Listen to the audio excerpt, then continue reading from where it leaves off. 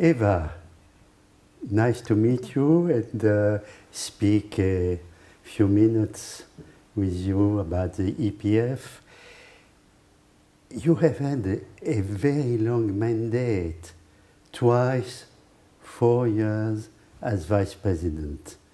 You started in 2012 and you will finish next April in Vienna, April 2020. Mm-hmm. How did you survive? Not only survive. No, I enjoyed a lot to be part of the executive. It was a long time, but I think it made sense to stay for the continuity. Because if of the old executive there is nobody who wants to go on and become president. It was under the presidency of Serge Frisch, yeah. Yes. Which from 2012 to 2016. 16, exactly. And in 2016 it was clear nobody of us wanted to become president, because this is a huge task, of course. And then we thought it would be good. You might have become. Yes, but I was sure I wouldn't have done this. And I accepted to go on because I thought for the continuity it was really a good thing. And I also experienced this in the new executive, that it was good to have the memory of what the old one has done. So it was so spontaneous, not only survive but also enjoy. Absolutely. So can you tell us a bit about the specificities of your work? Heribert was in charge of the main conferences, and you were in charge of a lot of different things. Can you explain us your responsibilities? I was in charge of the small conferences. So one of the small conferences is the Forum on Education, where I had already participated before I organized it, and I always enjoyed. For people who are not familiar, what is this Forum on Education? The Forum on Education is it takes place once a year in December, and it's a meeting of European training analysts, where we discuss all kind of matters concerning training, admission to training, accompanying candidates during their training, evaluation processes, all kind of that stuff. And it's absolutely fascinating to be able to discuss this between representatives of different schools. Yeah. So. Yeah, it's really, and I former participant, I can confirm what you said. It's really a form of exchange, exceptional. Yeah. You know, it's such a chance to be able to participate and to see from some other points of view your own system. So it's one of your responsibilities. Yeah. And what else? Another one is the new member seminar, which is a meeting once a year between newly qualified members of the European societies. And this for me was always a highlight of the scientific year, because if you imagine that colleagues meet on Friday evening and they don't know each other, and they start to talk about their most difficult clinical cases. How many people come to this seminar? 30 up to 40. Yeah, so it's really familiar. It's familiar, and we create small groups, clinical groups. They stay together for the whole meeting, and they change supervisors. So they get in touch with different schools as well.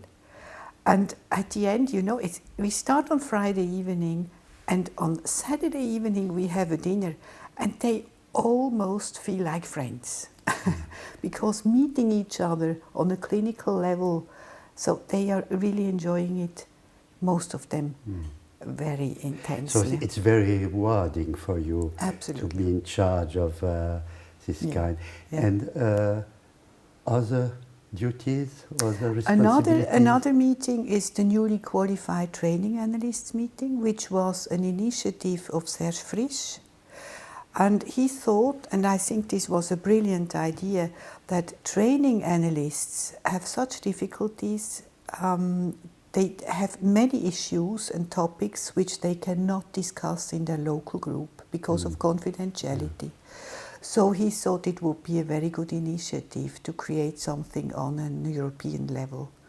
And this is a smaller conference in September, also a weekend, with the newly qualified training analysts who get into an 20, exchange. 15, how many? Less, 15. 50. Not, yeah. So it's even smaller than the newly qualified members. Yeah.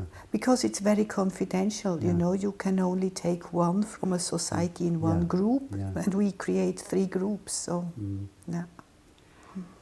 So 3 small conferences and something else, or it's enough? It's enough. I also create the director of training meeting, but this is just a thing, 2 hours during the conferences. And I had in mind, but correct me if I'm wrong, that you are also committed in the East European East European, I don't know the... EPI, European Psychoanalytic Institute, the former PIEE. Yeah. Yes, I'm ex officio member of EPF in the board of EPI. Yeah. And what does it mean to be in the board? I mean, what is your work? I see my main task in strengthening the link between East and West.